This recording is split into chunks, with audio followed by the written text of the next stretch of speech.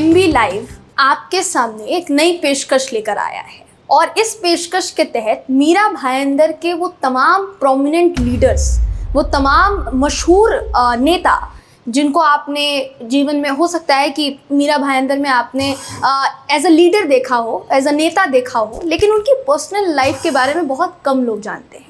वो पर्सनली कैसे हैं, वो किस तरीके से रोज़ का रूटीन रखते हैं, कैसे आम दिनचर्या उनकी कैसी है, ये सारी चीज़ें जो अब तक आपने नहीं जानी है हम आपके लिए एक्सक्लूसिवली लेकर आ रहे हैं। तो पहली शुरुआत जो हमने की है वो हमने की है गीता भरत जैन से। जी हाँ दोस्तों, मीरा भाईंदर की विधायक गीता भरत जैन का हम इंटरव्यू करेंगे और उनसे जानने की कोशिश करेंगे कि वो अपनी दिन भर की जो दिनचर्या है उसमें किस तरीके से सारी चीज़ें मैनेज करती हैं। बहुत कैजुअल इंटरव्यू होने वाला है और मज़ा आने वाला है, आपको लिख कर ले लीजिए। तो चलिए चलते हैं। गेहूं की, ज्वारी की। मैम दोनों में डिफरेंस क्या है, मीन्स डिफरेंस क्या हो सकता है, क्या प्रेफरेबल होगा? Preferable for good health. हाँ, हेल्दी जो हमारे मोदी जी बोलते हैं श्री अन्न खाना चाहिए। Okay. तो ज्वारी की रोटी, मैं एटलीस्ट ज्वारी की रोटी खाती हूँ। Okay. लेकिन सब लोग उस ज्वारी की रोटी के साथ इतने कंफर्ट नहीं होते। हाँ, तो जैसे अभी हमारे थोड़े से स्टाफ है, उनको गेहूं की ही चाहिए। जी। So we prepare both gehun and jowari. Okay. So as today you are there for lunch, कौन सी बनाऊं? नॉर्मल जो भी आप प्रेफर करते हैं वो मुझे मैं ज्वारी खाती हूँ। मैंने पहले ही कहा कि मैं थोड़ा सा हेल्थ कॉन्शियस हूँ। ओके। मैदा हमारे किचन में नहीं आता, कभी भी नहीं? कभी भी नहीं। हमारा व्हाइट सॉस ऑन बनता है। Festival also? No, fried Okay. हमारे नहीं होता। ओके। और मैं व्हाइट सॉस बनाती हूँ पनीर और कैश्यू के साथ, वो Which भी is homemade? Homemade, equally good. Everything is homemade? Everything is homemade. हमारा आप लोग जो सैंडविच में क्या खाते हैं, मेयोनीज, हाँ, वो मैं काजू की और बादाम की बनाती हूँ, which is again healthy mayonnaise. God. So I prefer to eat healthy. जहाँ तक हो सके जंक फूड तो बिल्कुल हाथ नहीं लगाती मैं, घर का फूड ही पसंद करती हूँ। हाँ, एंड सादा, घर तो में भी फ्रेंड नहीं। मैम की ये रोटी है, रोटी पे आपकी नजर जानी चाहिए। गीता भरत जैन मैम रोटी बना रही हैं और बेसिकली अभी देखेंगे मीरा भाईंदर में तो मैम एक जन सेविका के तौर पर लोगों की जो पूरे दिन हेल्प करती हैं, अभी फिलहाल आपको एक गृहिणी के तौर पे मैम दिखाई दे रही हैं। तो मैम एक सबसे बड़ा सवाल जो कि लोगों के दिमाग में भी होता होगा कि टाइम कैसे निकालती हैं घर के लिए भी और ये घर के काम के लिए भी और बाहर के लिए भी, एक पॉलिटिशियन के तौर पे या एक लेडी के तौर पे? देखिए, अभी आपने मेरी स्पीड शायद देखी होगी, अभी तक एक रोटी हुई नहीं है, दूसरी बेल के रेडी है। और ऐसे में 2 तवे लगाऊं तो 4 रोटी एक साथ कर सकती हूँ। ओके। और वो प्रैक्टिस अभी तक है मुझे। जी। मुझे अगर मेरे और मेरे हस्बैंड, यूजुअली हम 2 ही होते हैं, तो दोनों के लिए खाना बनाना है तो 20 मिनट लगती है। हाँ। 20 मिनट, क्योंकि सादा खाना वो भी खाते हैं, सादा मैं भी खाती हूँ। अच्छा। और यकीन मानिए आपको सादे खाने में बिल्कुल समय नहीं लगता। यहाँ दाल चढ़ जाएगी, यहाँ चावल बन जाएगा, एक सब्जी यहाँ हो जाएगी और यहाँ रोटी उतर जाएगी। जी। तो सुबह से क्या शेड्यूल आपका खाने के लिए? सुबह आप उठती हैं मॉर्निंग में, जैसे सब सारे लोग उठते हैं, मॉर्निंग में काम किया और उसके बाद निकलना है फटाफट से, ऐसा कुछ? देखिए, यूजुअली कभी कभी मेरे को कुक इसलिए भी रखना पड़ता है कि कभी मुझे 7 बजे भी निकलना होता है। अभी ये मैं इलेक्शन के तौर पे 7 बजे निकल जाती हूँ। जी। 7 बजे निकलने के बाद तो भाई हस्बैंड को खाना कौन खिलाएगा, तो मेरे पास मेरे है। और अगर मैं होती हूँ, मेरे सर्वेंट का ये रहता है कि आज सब्जी तो कम से कम बना ले। अच्छा, ओके। हाँ। और कुछ हमारी मारवाड़ी स्पेशल सब्जियां हैं, गट्टी, गट्टा बोलो, पचकोटा। अब परसों ये छुट्टी पे था, मेरे लिए भी बहुत टाइट शेड्यूल था, संडे था। जी। तो मैंने सुबह सुबह, हमारे में अगर सफ़र पे जाते हैं तो पराठे और पचकुटे की सब्जी लेके जाते हैं। पचकुटा में क्या होता है? गुंदा, सांगरी, केर, वो सब होता है, सारा मिक्स होता है। तो मैंने सर को बोला, भाई आज मैं आपको गरम गरम कुछ नहीं खिला सकते। तो बोले वो अपन ठंडा भाता लेके जाते, वही बना दे। तो मैंने पराठा, पचकुटे की सब्जी, मटर की सब्जी उनके लिए बना दी। And he was so happy eating that. बोले आज बड़ा अच्छा लगा कि काफ़ी, क्योंकि हमेशा गरम खिलाने की चाह में हम वो चीज़ें, ट्रेडिशनल चीज़ें बनाना भूल जाते हैं। जी। तो ये सब चीज़ें जो हैं वो हम कभी कभी बनाते, तो सर ने रियली एंजॉय किया। ऐसा ही टाइम, हाँ ऐसा ही है routine, यानी जैसे जिस दिन मुझे बनाना है मैं बना देती हूँ। कभी मैं सिर्फ सब्जी बना के निकलती हूँ, गट्टे बनाने हैं तो गीता बनाएगी, पिटोल बनाने हैं, आपको मालूम है खांड भी मैं बहुत अच्छा बनाती हूँ, और वन ऑफ फेवरेट एवरीबडीज, आप देखिए रोटी की प्रैक्टिस है। तो ये मैम की प्रैक्टिस है और मैम दोनों काम एक साथ मैनेज कर रही हैं बहुत ही शानदार तरीके से। तो गीता मैम को हमने अभी रोटी बनाते हुए देखा है, अब हम मैम के साथ लंच के लिए क्योंकि आए हैं तो जानने की कोशिश करेंगे कि मैम का लंच क्या होता है, गीता जैन मैम का लंच क्या होता है, वो लंच में क्या कुछ खाती हैं, क्या प्रेफर करती हैं, मैम की पसंद वाली चीज़ें हैं ये। तो जितनी भी चीज़ें हैं ये मैम की पसंद वाली चीज़ें। नहीं, एक चीज़ मैंने आपकी पसंद की बनाई है, आम का रस। Okay, palak paneer, very nice. Again घर का पनीर होता है हमारे यहाँ।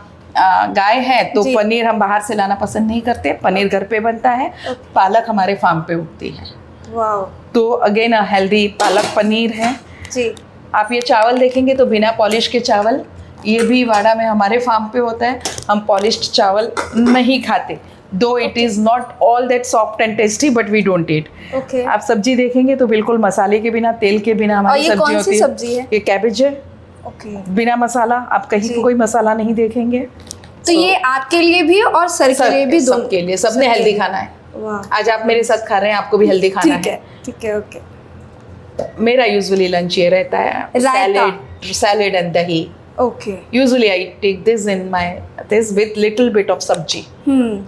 और उन्होंने बताया अभी कि आप राइस या रोटी दोनों में से सिर्फ एक ही चीज खाते हैं। हाँ, मेरी बेटी ने न्यूट्रिशन किया है from London, so according to her आपको चावल और रोटी को मिक्स नहीं करना है। It's good if you eat one dhanya at one time. तो अगर आप रोटी खा रहे हैं तो पेट भर के रोटी खाइए, अगर आपको चावल खाने की इच्छा है तो पेट भर के चावल खाइए। ये उसका फंडा है, यानी चावल के साथ आप सब्जी दाल सब ले सकते हैं, बट अन्न जो है, जो हम कहते हैं, वो उसको दो डिफरेंट रहना चाहिए। सो होता है तब तक मैं ये फॉलो करती हूँ और नहीं लेती हूँ। मैं अगर चावल खाती हूँ तो चावल ही खाती हूँ, अगर रोटी खाती हूँ तो रोटी ही खाती हूँ। Very nice. तो ये मेरा रूटीन है और ये रोज का खाना है। एक्स्ट्रा आज आपके लिए रस बनाया है, आप सब तो मैम एक सवाल लोगों के मन में भी होता है कि जैन फूड जो होता है उसमें कांदा और बाकी सारी लहसुन प्याज नहीं होता है, तो ज्यादातर लोग उस फूड को बोर समझते हैं, तो ऐसा कुछ है क्या? इसका जवाब मैं आपके लंच के बाद लूंगी कि मेरा बिना कांदा लहसुन का पालक पनीर आपको अच्छा लगा कि नहीं लगा। ओके, ठीक है। तो वो आप अपना ओपिनियन देंगे, हम तो रोज खाते हैं। हाँ, तो हमारे लिए तो वही अच्छा है। पर आज आप अपना ओपिनियन दीजिएगा कि कैसा लगा बिना कांदा लहसुन का खाना। Okay ma'am. तो मैम इसके पीछे का लॉजिक क्या है? कांसे की थाली, अभी थोड़ी देर पहले स्टील की आई थिंक प्लेट्स लगी हुई थी, तो आपने वो हटा के कहा कि नहीं मैं कांसे की थाली में ही खाना खाती हूँ, तो उसके पीछे का रीजन ऐसा था। आज आप मेरे साथ लंच पे हैं तो उन लोगों को लगा कि ये देखिए अब थोड़ी सी दिखने में डल सी लगती है, बहुत अट्रैक्टिव नहीं लगती, तो उनको लगा मेहमान आए हैं तो हम स्टील निकालें। तो मैंने कहा मेरी थाली कांसे की ही लगाओ, मेहमान के लिए स्टील ला। तो आपने भी कहा मैं भी आज कांसे में खाऊंगी। तो मैंने कहा बहुत अच्छी बात है, चलिए आज के दिन आप भी हेल्दी वे से खाइए। पुराने ज़माने में लोग कांसा ही यूज़ करते थे खाने के लिए, पकाने के लिए। अब कांसे के वो पकाने वाले बर्तन तो बहुत अच्छे इजीली अवेलेबल नहीं है, पर मैंने एटलीस्ट खाने का रखा है। और बनता आपने किचन में देखा होगा तो जब तक बन हो सके मिट्टी के बर्तन में बनाते हैं हम। दाल मिट्टी के बर्तन में, चावल मिट्टी के बर्तन में, सब्जी थोड़ी सी हमें इजी नहीं लगती मिट्टी के बर्तन में, इसलिए स्टील में बनाते हैं। एल्यूमिनियम वो सब हम यूज़ नहीं करते। तो आप कहीं भी कांच या वो देखेंगे आप, प्लास्टिक भी हो सके उतना तब तक मैं, ये कांच का है, ऊपर ढक्कन आजकल प्लास्टिक के ही आते हैं, ये मेरी मजबूरी है। पर कांच, स्टील, कांसा ये सब मैं यूज़ करती हूँ, प्लास्टिक को अवॉइड करती हूँ। और कांसे में खाना वेदों में भी लिखा है बहुत हेल्दी होता है, इसलिए आज आप और मैं दोनों हेल्दी वे से कांसे में खाते हैं। हाँ, तो मैम ने ये कहा कि रायता और जो आमरस होता है वो एक साथ नहीं खाते क्योंकि रिएक्शन करता है। तो मैम ने ही कहा कि आप आमरस लो, मैं रायता लेती हूँ, तो इसीलिए दोनों ने अलग अलग लिया है। ठीक है मैम, शुरू करते हैं। ओके। तो मैम अभी जैसे इलेक्शन चल रहा है, इलेक्शन में सारी चीज़ें मैनेज करना कितना मुश्किल होता है आपके लिए, क्योंकि अभी अगर आप देखेंगे तो दिन भर की रैली का शेड्यूल और बाकी की चीज़ें, हर जगह जाकर सभा करना या लोगों से मिलना, ये कैसे मैनेज कैसे होता है रोज़ का शेड्यूल आपका? देखिए, कल मैं सुबह 7:30 बजे निकली थी जी, गार्डन के कैंपेनिंग के लिए। तो उस दिन के लिए मैं एक्सक्यूज़ लेती हूँ मेरे हस्बैंड से और जल्दी से उनके पसंद का कुछ नाश्ता बना लिया या कुक बना लेता है। पर जिस दिन मैं घर में हूँ तो एक चीज़ ज़रूर रहती है कि सब्जी गीता बनाएगी। अच्छा, ओके। अभी ये संडे को ही मेरा कुक एब्सेंट था जी, तो, और मुझे बहुत सारी सभाएं थी जी, तो गरम खाना देने का मेरे पास समय नहीं था। तो मैंने पराठे, और हमारे मारवाड़ियों में एक पंचकूटा होता है, उसकी सब्जी बना के, वो ठंडा ही खाया जाता है। अच्छा, तो वो बना के गई थी मटर के साथ। जी, तो ही एन्जॉयड दैट एक्चुअली, क्योंकि यूजुअली हमारा कॉन्सेप्ट ये रहेगा कि 1 बजे खाना खाने आएंगे, गरम गरम खिलाएंगे। तो हम वो गरम गरम वाले में पंचकूटा बहुत कम बनाते हैं। अच्छा, वो ठंडा हो जाता है? ठंडा हो जाता है तो टेस्ट लगता है। ओके, ये उसके पीछे का है। ठीक, या कुछ ऐसी टिपिकल मारवाड़ी सब्जियां जो बनानी है वो मैं ही बनाती हूँ। अच्छा, तो उतना पार्ट में बना के निकल जाती हूँ। जी। जैसे हो, जिस तरह का टाइम हो उस तरह से मैं मैनेज करके अपना कुछ ना कुछ करती हैं आप शुरू से। Yes. तो सुबह आपका मॉर्निंग टाइम क्या होता है मैम? उठने से लेकर सुबह 5 बजे उठ जाती हैं या 4 बजे, वही टाइम? मैं 5:30 बजे उठती हूँ, क्योंकि फिर आपको सोने में भी आई थिंक 12 के पहले मैं तो सो फिर नहीं नींद पाती। पूरी नहीं हो पाती। अब मुझे लगता है कि मेरे रूटीन में 5 घंटे की या 4 घंटे की नींद भी हो गई है। Okay, my husband gets up at 4, वो 4 बजे उठ जाते हैं, जी, पर वो 9 बजे सो भी जाते हैं। अच्छा, ओके। तो मैम अभी अगर आप पॉलिटिक्स जिस तरीके से अभी फिलहाल के लिए चल रही है, देश की पॉलिटिक्स को आप किस तरीके से देखती हैं अपने नज़रिए से? एक पॉलिटिशियन के तौर पे देखती हैं या फिर एक जन सेविका के तौर पे देखती हैं? देखिए, कॉमन लोग यूजुअली पॉलिटिक्स की नज़र से आप बोलेंगे तो उनके लिए ये हमारा नेता है, उसके अलावा का बहुत ज़्यादा इंटरेस्ट नहीं रखते। जी, ये इन दिनों इलेक्शन है तो आम लोगों की चर्चा में ज़रूर ये रहता है, नहीं हम इसको वोट देंगे या उसको वोट देंगे। ये चर्चा आम लोगों में सिर्फ तब तक की है। ओके, हमें 365 डेज़ उसके बारे में सोचना होता है। तो मैं ये कह के भी छूट नहीं सकती कि नहीं मैं पॉलिटिक्स नहीं सोचती, या सोचती हूँ, लेकिन उसमें ज़्यादा शहर का हित किस में है या समाज सेवा किस में है, मेरा नज़रिया पॉलिटिक्स से वो ज़्यादा रहता है। थोड़ी बहुत करनी पड़ती है, इस फील्ड में आए हैं तो सब चीज़ करना पड़ता है, लेकिन जो चीज़ लोगों के हित की है वो करने में मुझे ज़्यादा इंटरेस्ट रहता है। मैम शुरुआत में आपने मेडिकल लेबोरेटरी का से डिप्लोमा किया, यस, और उसके बाद आप पॉलिटिक्स में आई, तो ये दोनों डिफरेंट सेक्टर्स हैं। उससे इसमें आना ये डिफिकल्ट था या फिर दिमाग में प्रिपेयर्ड था कि नहीं मुझे पॉलिटिशियन ही बनना? आपने बीच के 2 सेक्टर छोड़ दिए। ओके, मैंने डिप्लोमा इन मेडिकल टेक्नोलॉजी किया विद द आइडिया कि मुझे अपनी लैब तो खोलने मिलेगी और मैं खोलूँगी। ओके, पर यहाँ के समहाउ ट्रेडिशनल बिजनेस था प्लास्टिक के ग्रैन्यूल्स बनाने की फैक्ट्री। जी, तो थोड़े समय के लिए मेरे ससुर जी ने कहा कि जब तक और कुछ नहीं होता है आप फैक्ट्री संभालिए। ओके, मैंने स्टार्ट किया फैक्ट्री से, तो प्लास्टिक के ग्रैन्यूल बनाने की फैक्ट्री में मैं जाती थी। जब मैंने थोड़ा सा उसे संभालने लगा तो मेरे हस्बैंड ने शिफ्ट ओवर किया कंस्ट्रक्शन पे, तब 2 साल वो फैक्ट्री मुझे संभालनी थी। फिर 2 साल के बाद वो फैक्ट्री बंद करके कंस्ट्रक्शन में I was helping my husband. तो मैंने कंस्ट्रक्शन का थोड़ा बहुत सीखा। पापा जी पॉलिटिक्स में थे तो समय समय पर उनके इलेक्शन में मैं पॉलिटिकल मदद करती थी। तो जो आम भाषा में बोलता है ना घाट घाट का पानी, तो वो सभी घाटों का पानी मैंने पिया। ओके, और उसके बाद फाइनली अभी मैं पॉलिटिक्स में हूँ। Okay, okay. तो आप एज अ पॉलिटिशियन खुद को देखती हैं या एज अ जन सेविका खुद को देखती हैं जब आप जनता के बीच में जाती हैं? तो मुझे ज़्यादा लोग अगर मुझे कहे कि ये हमारी जन सेविका है तो वो ज़्यादा पसंद आता है जी, और मुझे उसी तरह काम करना अच्छा भी लगता है। और मैंने कभी अपने आप में ये ओहदा रख के कि MLA हूँ, ये नहीं वो नहीं, कॉमन लोगों में जाती हूँ और छोटे से छोटे काम, क्योंकि आप देखिए आम लोगों को नहीं पता होता है कि MLA के काम क्या है या कॉरपोरेटर के काम क्या है, तो वो सभी प्रकार के काम लेके मेरे पास आते हैं। मैं सभी प्रकार का काम हंसते हंसते करने की कोशिश करती हूँ, उनको संतुष्ट करने की कोशिश मेरी तरफ से ज़रूर रहती है। जी मैम, सबसे मेजर सवाल जो लोगों के दिमाग में रहता है वो ये कि मैम समर्थन किसको दे रही हैं, कौन सी पार्टी को समर्थन दे रही हैं? ये सारे, मेरे हिसाब से सारे पत्रकारों के दिमाग में भी यही सवाल घूमता रहता है, और बेसिकली सारे लोगों के। तो अपक्ष आपने चुनाव लड़ा था, फिर आप अपक्ष जीती भी, अभी आप फिलहाल के लिए विधायक हैं, आप अपक्ष ही विधायक हैं, आपने समर्थन दिया हुआ है, लेकिन वही लोग जानना चाहते हैं कि आखिर कौन सी पार्टी? देखिए, अभी महायुति का मैंने समर्थन दिया है जी, बेसिकली बीजेपी की तरफ से दिया है, और बीजेपी ने मुझे 147 के प्रभारी भी बनाया है। तो समर्थन हमेशा, जहाँ मोदी जी है वहाँ मेरा समर्थन दिल से होता है। जी। कोई कभी कभी कोई पॉलिटिकल रीजंस होते हैं कि शहर का कुछ काम कराना है या कुछ, तो हम भूमिका बदलते हैं, लेकिन हमारी परमानेंट भूमिका हमेशा से, मैं हमेशा से कहूँगी कि मोदी जी की विचारधारा के साथ मुझे जाना मेरा दिल से बहुत अच्छा लगता है।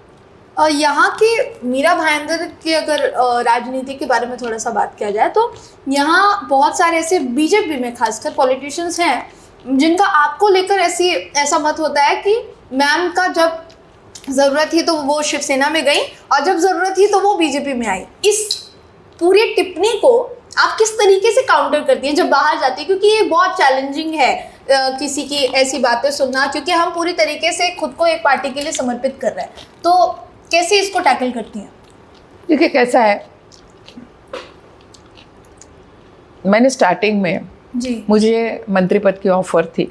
उद्धव जी ने बुला के कहा था कि आप अगर हमें ज्वाइन करती हैं तो मैं मंत्री पद देने को तैयार हूँ। और मैंने उस एक क्षण का भी विचार किए बिना कहा था कि मैंने जनता से वायदा किया है कि मैं बीजेपी को ही समर्थन दूंगी, मैं वो वायदा तोड़ नहीं सकते। मैंने अपना वायदा निभाया था और मैंने बीजेपी को ही समर्थन दिया था बिना शर्त। जी। सबसे पहला बिना कोई शर्त समर्थन अगर बीजेपी को मिला होगा तो वो मेरा था। उसके बाद यहाँ संजोग ऐसे बने कि बीजेपी के लीडरों ने मुझे एक्सेप्ट नहीं किया। मैंने बार बार फडणवीस जी से इस बारे में कहा, मैंने अमित जी को और मोदी जी को पत्र तक लिखे कि मैं चाहती हूँ कि मैं बीजेपी के लिए काम करूँ, लेकिन बीजेपी ये नहीं चाहती कि मैं उनके लिए काम करूँ। ऐसे संजोग यहाँ हो रहे हैं। आप आज भी यहाँ के सिनेरियो देखें तो बीजेपी के जो लोकल यहाँ के लोग हैं वो कभी भी मुझे उनके किसी प्रोग्राम में वगैरह में शामिल नहीं करते। यानी ऊपर से मुझे बीजेपी का मैंने समर्थन दिया है और उन्होंने साथ दिया है, मुझे प्रभारी बनाया है, लेकिन यहाँ के लोकल लोग बार बार वो क्वेश्चन मेरे पे उंगली उठाते हैं। तो मैंने अब एक बात रखती है कि मेरे विचारधारा मोदी जी के साथ है, मेरा समर्थन बीजेपी के साथ है, शिंदे जी के साथ है, फडणवीस जी के साथ है, क्योंकि वो युति है। मैं अपना काम कर रही हूँ। यहाँ के लोगों को जो करना है, जो सोचना है वो सोचते रहे, क्योंकि कहीं ना कहीं काम दिखता है, किसी के सोचने से कोई बहुत ज़्यादा फर्क पड़ता नहीं है। जी मैम, विधानसभा इलेक्शन थोड़े टाइम में आने वाले हैं। बिल्कुल। अगर आपको टिकट मिलता है तो सबसे मेजर सवाल कि आप किस पार्टी से लड़ना चाहेंगी, किस पार्टी से उम्मीद करती हैं कि आपको टिकट मिले, या फिर अपक्ष लड़ेंगी क्या, जैसे पहले आपने मैदान में आप उतरी थी? अब मुझे वो सब सोचने की ज़रूरत ही नहीं है। जी।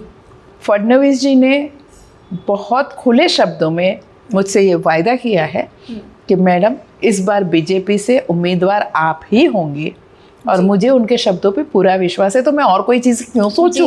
जी, तो ये एक बड़ा मैम ने दावा कर दिया है MV लाइव पर कि विधानसभा में मैम उम्मीदवार के तौर पर उतरने वाली हैं। मीरा भाईंदर में विधानसभा जो इलेक्शन है उसमें विधायक के लिए उम्मीदवार के तौर पे उतरने वाली है मैम। ये मैम का सबसे बड़ा रेवलेशन। तो मैम, अभी अगर देखा जाए, आप अपने आप को आने वाले जो साल है वहाँ किस तरीके से एक पॉलिटिशियन के तौर पे ही देखती हैं, या फिर उसमें भी ऐसा चाहती हैं कि हाँ कहीं कोई बड़ा पद मिले, मीन्स मंत्री या फिर उससे बड़ा या फिर उससे बड़ा?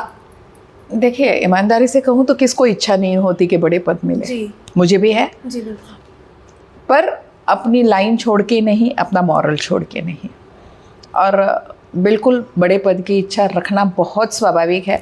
ये आप पॉलिटिशियन की बात नहीं करें, कॉमन लोग कोई भी अपने अपने प्रोफेशन में, आप अपने प्रोफेशन में शायद और ऊपर का ओहदा पाने की कोशिश करेंगे और इच्छा भी रखेंगे। वैसे हर एक ने आगे बढ़ने की, प्रगति करने की इच्छा रखना ही चाहिए, स्वाभाविक है। और वो इच्छा मेरे में भी है और ज़रूर से ऐसा कोई भी मौका मिले तो मुझे उस तरह से काम करने में बहुत आनंद आएगा। तो अब हम थोड़ा कैजुअल, अभी पॉलिटिक्स की बहुत सारी बातें हो गई, तो थोड़ा सा कैजुअल पे आते हैं और मैम से जानने की कोशिश करेंगे कि मैम चीज़ों को एक वर्ड में कैसे डिस्क्राइब करती है। तो मैम वो रैपिड फायर होने वाला है। अच्छा। और हम आपसे सवाल करेंगे, आपको एक वर्ड में डिस्क्राइब करना है। पहले एक रैपिड फायर होगा, दूसरा पॉलिटिशियंस पे रैपिड फायर होगा। कुछ सब्जियों के नाम मैं आपको बोलूँगी और या कुछ चीज़ों के नाम, और आपको डिस्क्राइब करना है कि उसमें कौन सा फिट बैठता है। तो वो हम कोशिश करते हैं और हमें पूरी उम्मीद है कि मैम की तरफ से वो बहुत अच्छे से आएगा। जलेबी, फाफड़ा। किसको मानती हैं? मीन्स कोई एक ऐसा पॉलिटिशियन जो जलेबी की तरह टेढ़ा है लेकिन मीठा भी है। नरेंद्र मोदी जी। ओके। रसमलाई। आप रसमलाई के साथ इंसान का नाम चाहते हैं? हाँ बिल्कुल। तो फिर जलेबी के साथ, अच्छा जलेबी के साथ इसीलिए आपने क्लैरिफाई किया? Okay okay okay. तो आप अभी रसमलाई। हाँ। रसमलाई के लिए आपकी पार्टी से भी हो सकते हैं या फिर वो किसी और पॉलिटिशियन के बारे में भी हो सकते हैं जिनको आप अभी तक आदर्श मानती आई हैं या आपने। पर इतना मीठा पॉलिटिशियन कहाँ से लाऊं? क्योंकि पॉलिटिशियन है तो उसको कड़वा भी होना पड़ेगा, सब तरह से होना पड़ेगा। रसमलाई तो सिर्फ मीठी और सॉफ्ट होती है। पर हाँ, मैं एक बात शिंदे जी के लिए ज़रूर कह सकती हूँ कि बहुत सॉफ्ट है। वो दिखते बहुत हार्श और लोगों को डर लगते हैं, लेकिन शिंदे जी इस मामले में बहुत सॉफ्ट। महाराष्ट्र के मुख्यमंत्री एकनाथ शिंदे के बारे में मैम ने बोला कि बहुत कम लोग बोलेंगे क्योंकि जो उनके साथ रहता है ना, वो ही उनकी सॉफ्टनेस जान सकता है। तीखी मिर्ची। ममता बनर्जी। वाओ, मतलब इसके पीछे का रीजन क्या हो सकता है मैम? बेधड़क तीखा बोलने में भी नहीं सोचने वाले। मैं उनका बहुत आदर करती हूँ जी। देखिए बहुत स्ट्रॉन्ग लेडी है। एज अ फीमेल मुझे ये पता है कि हमें आगे आने के लिए कितनी मेहनत करनी पड़ती है। फीमेल को स्पेशली देखिए, एक चीज़ अगर मेल को नहीं आए और फीमेल को नहीं आए तो it's okay with mail but it's not okay with female. हमें संघर्ष करना पड़ता है हमें अपने आप को प्रूव करने के लिए, और ममता बनर्जी में वो चीज़ मैं देख रही हूँ। वाह, वेरी नाइस। करेला, बहुत कड़वा।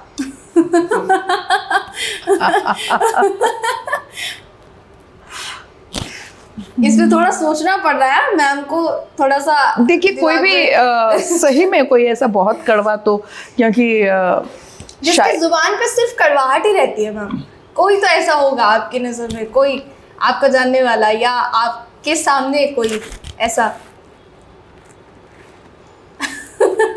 नहीं, मेरे साथ ऐसा कोई भी नहीं है। नहीं है। हो सकता है कि मैं इतनी मीठी हूँ कि वो आगे वाला कड़वापन अपना छोड़ देता होगा। Very nice. तो ये मैम यहाँ तक का रैपिड फायर था। अभी हम जो रैपिड फायर करने वाले हैं उसमें हम पॉलिटिशियंस का नाम बोलेंगे। आपको बताना है कि आप उसे किस तरीके से देखते हैं, यानी उल्टा भी होगा।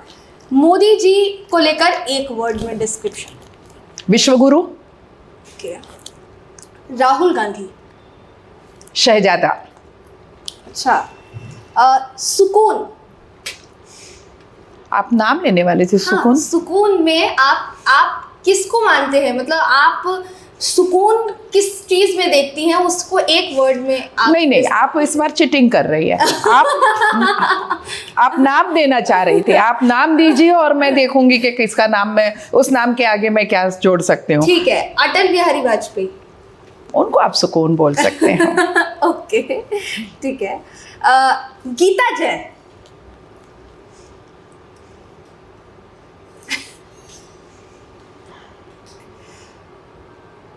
एक बहुत अच्छी एमएलए। आमदार। विधायक। बहुत अच्छी विधायक जी। नरेंद्र मेहता। माजी आमदार। मुजफ्फर हुसैन। माजी MLC। जी, तो मैम ने बड़ी ही बेबाकी के साथ रैपिड फायर में एक एक वर्ड का जो डिस्क्रिप्शन था वो दिया है कि वो किसको किस तरीके से देखती हैं। तो मैम अभी फिलहाल आपका क्या संदेश है मीरा भाईंदर की जनता को लेकर या देश की जनता को लेकर, लोकसभा चुनाव को लेकर, कि जनता किन चीज़ों पे विश्वास करे? क्योंकि बहुत बार ऐसा होता है कि MLA हैं या फिर जो जनता के प्रतिनिधि हैं वो बोलते तो है करने के लिए, पर जनता की जो समस्याएं हैं वो असल में उस पटल पर जा नहीं पाती। तो उसको लेकर आप क्या संदेश देना चाहेंगे? देखिए, जहाँ तक मेरा सवाल है, मैं ये मानती हूँ कि मौजूदा जो सिस्टम है वो बहुत अच्छी तरह से काम कर रहा है। आप मुझे बोलिए कि आप खुद भी हर एक अपनी छोटी छोटी चीज़ों में फ़र्क महसूस कर रहे होंगे 10 साल के इस विकास में, टेक्नोलॉजी में कहिए हमारे। अच्छा, ये 10 साल में कोई ऐसा भ्रष्टाचार बहुत बड़ा हुआ ऐसा हमारे कानों में नहीं आया। बहुत पॉजिटिवली हमारे ये सिस्टम काम कर रहा है। तो I am happy with the system what it is working now. 100% कोई नहीं हो सकता, इंसान है तो शायद कुछ गलतियां होती होगी। अच्छा, वो गलतियां भी कैसे होती है कि आपकी नज़रों में वो सही नहीं है, शायद मेरी नज़र में सही है।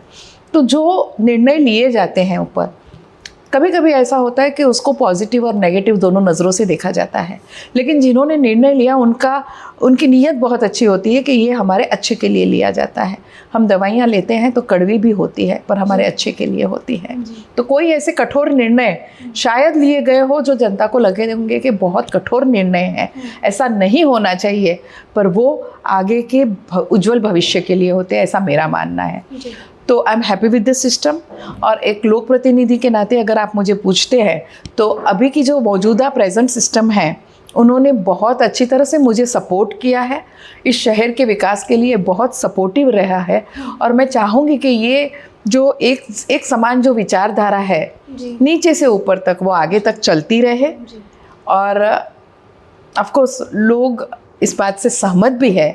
मैं जहाँ जाती हूँ लोगों का उत्साह मुझे दिखता है, तो मैं जानती हूँ कि लोग इस बात से सहमत है। और जब लोग सहमत होते हैं, लोकमत सहमत होता है, तब मुझे लगता है कि आगे डरने की कोई बात ही नहीं है। तो मैम अभी क्योंकि ये जो सीट है मीरा भाईंदर सीट, ये ठाणे लोकसभा क्षेत्र के अंतर्गत आती है, चुनाव में बट ऑब्वियस आप नरेश मस्के जी के समर्थन में प्रचार प्रसार कर रही हैं, लेकिन एक सवाल जो सबसे ज़्यादा उठा वो ये कि नरेश मस्के जी एक नए उम्मीदवार के तौर पे पहली बार सांसद पद के लिए लड़ रहे हैं और उनके सामने 2 बार के सांसद जो है राजन विचारे वो खड़े हैं। दोनों में क्या आप कंपैरिजन देख रही हैं? जनता के बीच जो सवाल है कि क्या नए उम्मीदवार को वो अपना पाएगी उस तरीके से, ये इस सवाल को कैसे काउंटर करती है? लड़ाई मोदी जी और अगर आप राहुल जी का नाम नहीं लेना चाहे या राहुल जी की डायरेक्ट नहीं, क्योंकि महागठबंधन है तो एक नाम नहीं ले सकते जी। तो विचारे जी के सामने हम हमेशा मोदी जी की विचारधारा की लड़ाई मानते हैं। मस्के जी, देखिए विचारे जी जब पहली बार आए थे तब यही क्वेश्चन था कि कौन विचारे जी। हाँ बिल्कुल, तब कौन विचारे जी का आंसर था मोदी जी के हाथ मजबूत करने वाला चेहरा। आज भी मेरा वही आंसर है। हम मोदी जी के विचारधारा को स्ट्रॉन्ग करने के लिए यहाँ से एक उम्मीदवार को भेजेंगे, उनका नाम मस्के है, चेहरा मस्के का है, विचारधारा मोदी जी की है, इसलिए और लोग सहमत है। और हर एक चीज़ का पहली बार होता है जी। मैंने लास्ट ईयर पहला चुनाव एज ए आमदार लड़ा था, मैं कभी कॉरपोरेटर पहली बार लड़ी थी। आप भी कोई काम पहली बार कुछ करते हैं तो हर एक चीज़ का पहली बार होता है, लेकिन जब हम प्रूव करते हैं कि पहली बार होने के बाद बहुत अच्छा हुआ तब हमें दूसरी बार का मौका मिलता है। तो मुझे लगता है कि ये पहली बार को प्रूव करना बहुत ज़रूरी है, इसलिए भी मस्के जी को हमें एक चांस देना है कि वो प्रूव कर सके कि मैं अच्छा हूँ, मुझे दूसरा मौका 5 साल के बाद दीजिएगा। तो वो प्रूव करने के लिए कोई तो पहला होगा। दूसरा, 6 विधानसभा का ये लोकसभा क्षेत्र है, तो कहीं से भी, अब आप एग्जाम्पल अगर मैं लूँ तो मैं यहाँ मीरा भाईंदर क्षेत्र में मुझे बहुत सारे लोग जानते हैं, शायद थाने में उतने नहीं जानते, शायद न्यू बॉम्बे में उससे भी कम जानते हैं जी। ये हर एक कैंडिडेट के साथ होता है कि जहाँ से उसने लोकल नेता बने हैं या लोकल उन्होंने जो आगे बढ़ के काम किया है वो लोकल लोग ज्यादा जानते हैं थोड़े कम दूसरे क्षेत्र में जानते हैं, उससे कम थोड़े और दूर के क्षेत्र में जानते हैं। लेकिन जब उनके हाथ में ये, जैसे जब वो एमपी बन जाएंगे तब उन्हें और 6 की 6 विधानसभा में काम करना है और तब उन्हें ये मदद जरूर मिलेगी। तो ये थी हमारे साथ गीता भरत जैन मैम, जिनसे हमने बातचीत करने की कोशिश की और पूरी कोशिश की कि मैम के बारे में जो भी चीज़ें मीरा भाईंदर की जनता या मैम को जो अडोर करते हैं वो ना जानते हो, कम से कम उनको वो बातें पता चले। तो मैम थी हमारे साथ और मैम ने पॉलिटिकली भी और बाकी सारी चीज़ों के साथ भी एक एक करके जवाब दिया। मैसेज भी मैम की तरफ से जो है दिया गया। फिलहाल गीता भरत जैन मैम का इंटरव्यू यहीं तक। अगले इंटरव्यू के साथ किसी ऐसी ही वाइब्रेंट शख्सियत के साथ आपसे फिर मुलाकात होगी। देखते रहिए एमबी लाइव। धन्यवाद। आपका एक सवाल का जवाब रह गया। कौन सा सवाल में? जैन फूड कैसा लगा? ओके, इसको ले लेते हैं लास्ट। हाँ, तो मैम का ये सवाल था, आपने पूछा था कि बिना पूछा था मैम से कि जैन फूड, एक सवाल सबसे स्टार्टिंग में मैंने पूछा था जो ज्यादातर लोगों के दिमाग में होता है कि जैन फूड में लहसुन प्याज वगैरह नहीं डाला जाता है। तो कुछ लोग इसको बहुत बोझ समझते हैं कि लहसुन प्याज नहीं है तो कैसे खा सकते हैं, और उसमें भी तेल और मिर्च वगैरह सारी कम चीज़ें हैं। तो मुझे तो बहुत अच्छा लगा ये। फिर आप अभी से रोज ऐसा हेल्दी खाएंगे? ओके, तो मैं हेल्दी खाने वाली हूँ और मैम ने हर चीज़ का हेल्थ से रिलेटेड क्या लॉजिक है उसके पीछे वो भी बताया है कि कांसे की थाली में क्यों खाना चाहिए, आमरस के साथ रायता नहीं खाना चाहिए, रोटी और चावल में से दोनों में से एक ही चीज़ खानी चाहिए। ये मैम फॉलो करती हैं। तो इसको आप हम भी फॉलो करने की कोशिश कर सकते हैं क्योंकि हमारा मोमोज के बिना मैम काम नहीं चलता। उसमें मैदा होता है। हाँ, उसमें मैदा होता है, फिर भी मैम अभी क्या है कि ये बहुत ज़्यादा ही हेल्दी हो गया। तो ये थी हमारे साथ गीता मैम और हमने बातचीत की। मैम ने बहुत ही शानदार तरीके से हर सवाल का जवाब दिया। अगली वीडियो में आपसे फिर मुलाकात होगी, तब तक के लिए नमस्कार।